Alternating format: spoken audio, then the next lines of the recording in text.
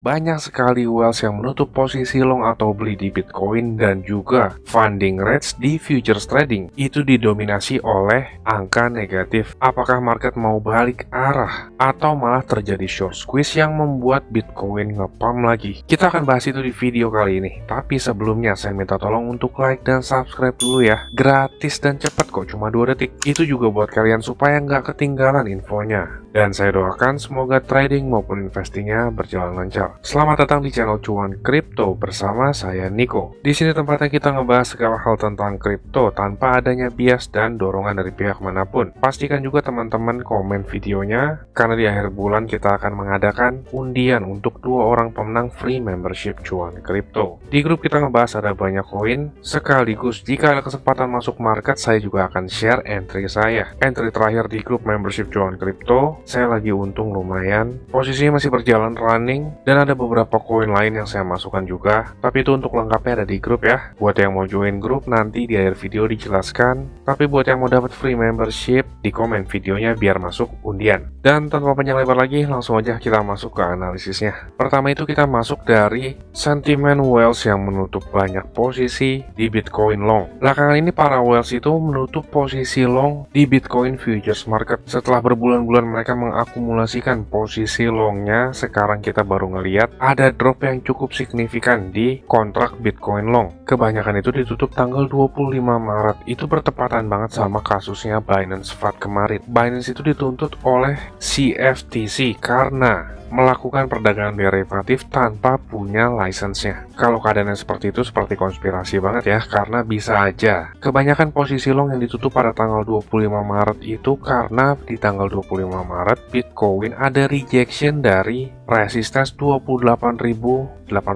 Seperti yang saya bilang kemarin, kita jarang ngelihat ada resistance atau support besar sekali tabrak langsung jebol. Contoh yang terdapat banyak support besar itu di 25.000. Kita tuh ngelihat 25.000 itu nggak sekali tabrak langsung jebol. Di sini ada rejection, saat ada rally nggak sampai 25.000 ada rejection, lalu saat ngetes 25.000 itu dapat rejection yang cukup besar. Baru deh tuh saat Bitcoin mantul itu langsung ditabrak. Walaupun sebelumnya ada buntut panjang yang artinya masih ada sisa-sisa dari seller tuh, lalu ujung-ujungnya juga dijebol. Nah, kita ngeliat prosesnya ini kan nggak sekali langsung jebol ya. Begitupun sekarang di area 28.800 sampai ke 29.500 itu ada resistance besar Bitcoin. Saya di sini bukan bilang nggak mungkin, tapi kecil kemungkinannya untuk sekali tabrak langsung jebol. Dari sentimen trader itu banyak posisi long yang ditutup, dan kalau kita ngelihat funding rates pada saat ini didominasi oleh angka negatif dari banyak exchange. Kita ngelihat dari beberapa exchange itu funding rates-nya udah mulai negatif. Negatif ini artinya ada lebih banyak trader yang masuk dengan posisi short. Kalau nilainya positif, ada banyak trader yang masuk dengan posisi long. Bisa dikatakan ini adalah sentimen dari data seberapa banyak trader yang masuk di posisinya mereka. Kalau kita ngelihat dari 7 hari belakangan, di sini kita ngelihat funding rates-nya itu paling besar angkanya dari posisi surplus. Ini posisinya surplus, tapi kenapa warnanya merah? Kalau posisinya surplus dan warnanya merah, artinya banyak sekali trader yang menitik beratkan posisinya beli atau long. Per 7 hari belakangan, funding rates-nya itu sangat positif. Angka positifnya itu cukup besar, artinya sentimen pasar banyak yang masuk dengan posisi beli, dan jika kita masuk juga dengan posisi long di futures market, kita harus membayar ke trader yang memasang posisi short. Funding rates ini berubah setiap 8 jam tergantung sentimen dari para trader. Current rates-nya kebanyakan itu lagi negatif, artinya para short seller itu bayar ke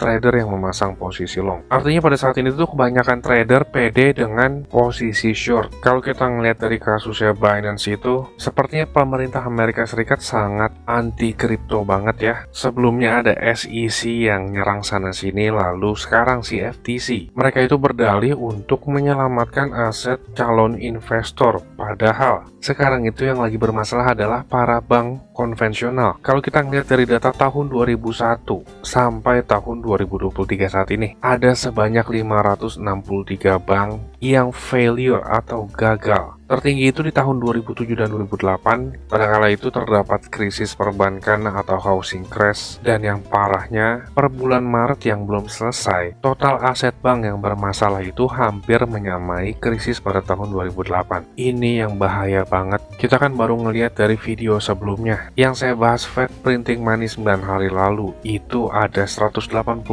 bank yang beresiko mirip dengan SVB. Bisa-bisa kalau seperti ini akan ada makin banyak bank lagi yang akan kolaps, dan The Fed itu dipaksa untuk rate cuts dan juga cetak uang lagi. Rate cut dan cetak uang itu bisa menyelamatkan ekonomi, tapi hanya sementara. Dampak jangka panjangnya itu bisa terjadi inflasi yang makin parah. Dan ada beberapa analis memprediksikan hard landing itu probability-nya become stronger atau semakin kuat sejak kolapsnya SVB. Kalau kita ngeliat pada tahun 2008 saat terjadi krisis, asetnya The Fed itu naik dengan cukup signifikan. The Fed itu memberi liquidity ke bank-bank bermasalah dengan membeli asetnya. Masalahnya memang terpecahkan, tapi makin lama asetnya itu kan semakin naik, dan The Fed juga harus melakukan tightening atau ngejual asetnya supaya aset yang sebenarnya nggak ada nilainya ini nggak jatuh nilainya. Unik jadi bahasanya ya, aset yang nggak ada nilainya jadi jatuh nilainya. Sebenarnya kan uang itu kan nilainya hanya dari kepercayaan masyarakat. Di video 12 hari lalu ini juga tontonan yang bagus nih, teman-teman saya rekomendasikan untuk nonton aja deh supaya nggak kepanjangan kita nggak bahasnya. Dan setahun belakangan itu The Fed udah mulai ngejualin aset-asetnya yang dinamakan quantitative tightening dan juga menaikkan suku bunga. Setahun belakangan itu The Fed udah ada upaya tuh, tapi setelah crashnya SVB, The Fed itu nge-buyback. Dan kalau kita ngelihat di sini, terakhir itu kenaikannya per tanggal 15 Maret, naiknya itu curam banget. Lalu belakangan tanggal 22 Maret itu naik lagi. Artinya yang selama setahun belakangan The Fed menaikkan suku bunga dan melakukan quantitative tightening hampir sia-sia, dan terjadi kenaikan lagi hanya dalam 2 minggu. Usaha setahun belakangan itu hampir dimakan habis sama 2 minggu belakangan karena kasus SVB yang crash. Sebenarnya para perbankan itu nggak lagi baik-baik aja loh. Terakhir itu dari FDIC bilang regional bank liquidity remain stable. Padahal mah kalau kita ngelihat data aslinya itu udah cukup parah banget. Biasalah ya, ini kata-kata pejabat. Dan sebenarnya kalau masyarakat melek itu, kita udah punya solusinya, yaitu kripto. Kripto itu diciptakan oleh seseorang atau suatu entitas karena muak dari sistem perbankan yang sudah bobrok ini. Dan kalau kita ngelihat dari tweetnya Plan B ini kreator dari stock to flow model ya. Dia berkata, jika Bitcoin menjadi global currency dengan global M2 money supply pada saat ini, Bitcoin itu bisa bernilai 5 juta dolar. Sekarang Bitcoin itu 27.000, itu hanya 0,5%-nya saja. Dan Bitcoin memang ada kemungkinan untuk menjadi global currency karena beberapa negara aja sudah mengadopsi mata uangnya menggunakan Bitcoin. Contohnya yang belakangan itu ada 2 negara yang sudah mengadopsi Bitcoin sebagai mata uangnya adalah Central African Republic dan juga El Salvador. Jadi semoga aja masyarakat itu mulai pada melek dan ngeliat bobroknya sistem perbankan pada saat ini dan mulai membeli Bitcoin. By the way, ini bukan ajakan atau anjuran ya. Semua itu balik lagi ke keputusan teman-teman masing-masing. Jadi disclaimer, kalau menurut teman-teman setuju gak sih Bitcoin sebagai mata uang suatu negara? Tulis dong di kolom komentar ya, yang masih nonton sampai pada saat ini. Kalau teman-teman setuju, ketik setuju. Tapi kalau teman-teman gak setuju, bilang gak setuju. Kalau teman-teman komen kan bisa masuk undian untuk gratis giveaway membership cuan kripto. Saya juga mau ngelihat pendapat teman-teman itu seperti apa ya. Lalu sekarang kita ngelihat ke technical analysis Bitcoin nih. Secara technical analysis Bitcoin itu mulai kelihatan ada perlemahan di area resistance 28.000. Resistance besar itu rata-rata nggak sekali tabrak langsung jebol. Memang bener banget kita ngelihat itu 30.000 US dollar sebagai area yang menarik atau area yang memagnetize Bitcoin ke arah sana. Kita juga ngelihat sentimen trader itu udah banyak yang masuk dengan posisi short. Bisa aja kan terjadi short squeeze dan ngepam harganya. Tapi yang kita lihat itu sentimen trader dilihat dari funding rates itu nggak terlalu bearish banget. Ini masih bisa dikatakan netral ya, karena funding rate-nya itu nggak sampai di atas 0,1. Contohnya kalau di atas 0,1 itu seperti 7 hari belakangan. 7 hari belakangan itu sentimen trader banyak banget yang masuk dengan posisi long. Taunya harganya kebanting dikit aja udah banyak yang terlikuidasi nih. Contohnya 7 hari lalu itu tanggal 22 Maret nih. Ini banyak banget posisi long yang kena likuidasi. Jadi Jadi untuk pada saat ini itu kemungkinan terjadi short squeeze agak kecil. Di sini Bitcoin itu masih terkonsolidasi loh. Walaupun ada banyak FUD yang beredar, buyer itu masih masuk loh, masih step in ngeliat harga Bitcoin terkoreksi. Buntut-buntut panjangnya ini artinya buyer itu masih mau beli. Pengennya sih harapan kita itu Bitcoin konsolidasi stagnan nih antara 27.000 sampai 28.000 sampai 2 minggu ke depan. Jadi Bitcoin ada di range harga itu aja, mantul naik turun. Trader jadi bisa masuk dengan cara pingpong ya, biasanya nyebutnya gitu ya. Kita bisa masuk long dan short dengan posisi scalping, lalu Bitcoin dominance lagi di area resistance nih. Ini kan resistance tebel banget nih. Sekarang kita udah mulai ngeliat Bitcoin dominance turun perlahan nih. Kalau Bitcoinnya stabil di range 27.000 sampai 28.000, lalu Bitcoin dominance-nya perlahan mulai turun, kita bisa ngeliat alternatif coin season akan mulai. Tanda-tanda all season itu kan Bitcoin dominance-nya turun, lalu harga Bitcoin-nya stagnan atau konsolidasi, dan Ethereum berbanding Bitcoin mulai perlahan naik. Kita bisa tuh ngeliat yang namanya alt season sebentar lagi. Harapannya adalah di sini Bitcoin dari terbentuknya bearish divergence ini atau momentum buyer yang udah mulai melemah, tapi perlemahannya itu terhadap harga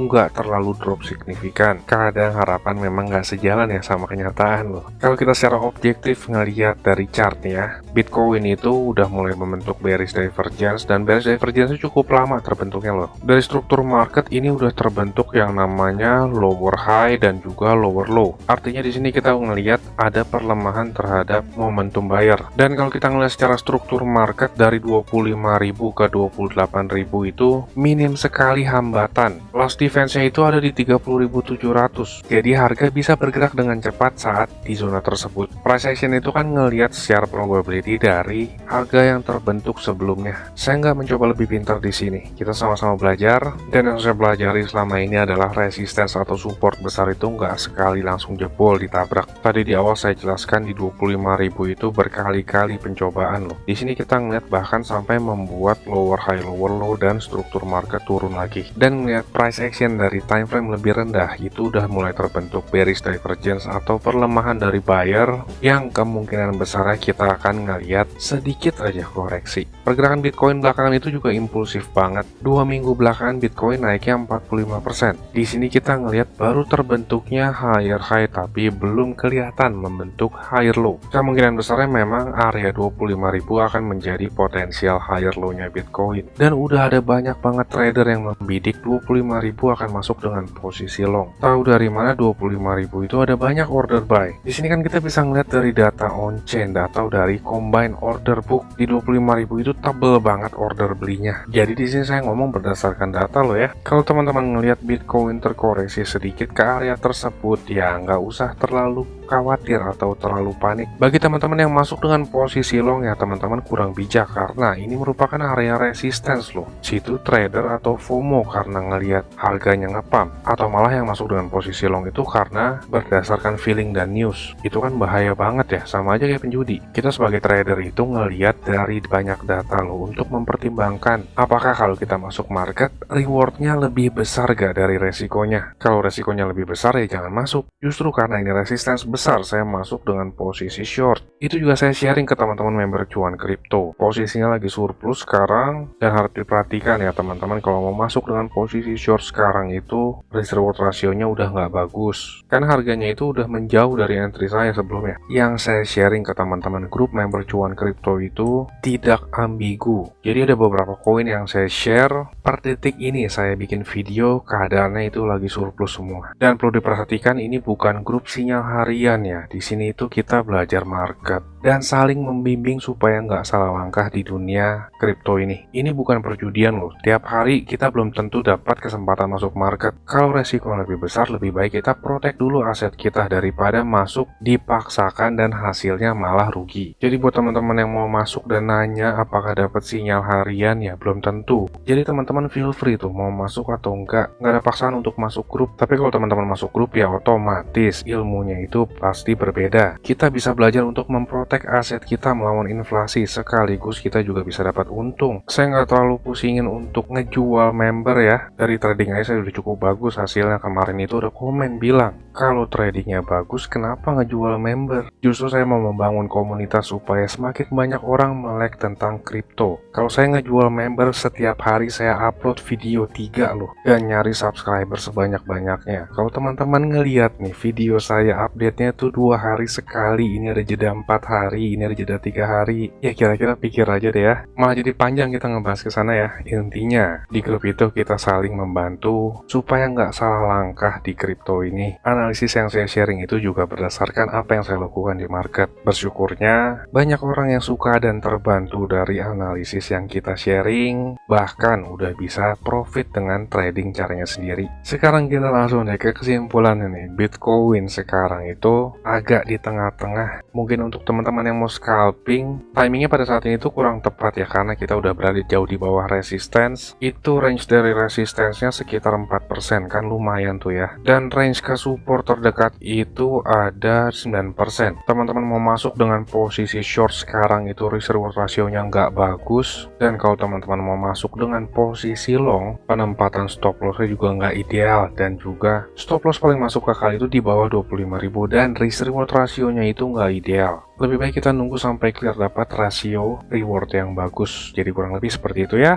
Untuk teman-teman di sini yang berminat gabung ke grup, ini merupakan grup edukasi kripto berbayar, tapi murah banget, recehan. Semuanya itu pasti sanggup, nggak sebanding deh sama aset teman-teman dan juga edukasi yang didapat. Lebih murah teman-teman join ke grup daripada beli es teh manis per harinya, itu recehan banget kan ya. Buat yang mau dapat free membership, komen di videonya nanti di akhir bulan atau di video lusa ya. Kita akan adakan undian untuk 2 orang random. Tapi buat teman-teman yang mau langsung join tanpa nunggu giveaway, teman-teman bisa tonton klip video berikut ini. Saya tunggu di grup ya. Saya mau kasih tahu juga, Cuan Kripto ini ada grup Telegram dan juga udah cukup banyak juga aktif membernya. Keuntungan yang didapat yaitu teman-teman sekalian waktunya efisien, nggak pusing buat analisa chart, apalagi yang belum ngerti. Yang kedua, update terdepan, karena saya lebih sering update dan aktif di grup tersebut ya. Yang ketiga, teman-teman sekalian dikasih tahu kapan waktu terbaik untuk beli koin, dan itu biasanya barengan saat saya juga beli koin. Yang keempat, ada diskusi grup chat buat ngobrol sesama member, saling kenal dan tanya jawab. Dan yang terakhir, teman-teman bisa request koin untuk dianalisa. Ini grupnya nggak gratis ya teman-teman, tapi tenang, harganya murah kok, yaitu Rp199.000.